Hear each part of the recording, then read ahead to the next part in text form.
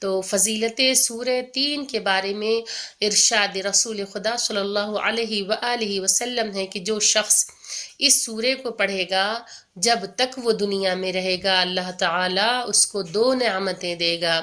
سلامتی اور یقین۔ جب دنیا سے رخصت ہو جائے گا تو ان تمام لوگوں کی تعداد کے برابر جنہوں نے اس سورے کو پڑھا ہے، ان سب کے ایک دن کے روزے کا ثواب اجر کے طور پہ اسے عطا کیا جائے گا۔ اسی طرح ایک جگہ اور ارشاد رسول خدا صلی اللہ علیہ وآلہ وسلم ہے کہ جو شخص اس سورے کی تلاوت کرے گا اسے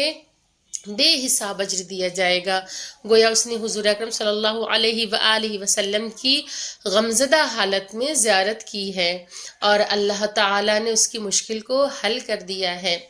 اگر اس سورہ کو اپنے کھانے پر پڑھ لیا جائے تو آدمی اس کے مضر اثرات یعنی کہ جو اس کے نقصان دہ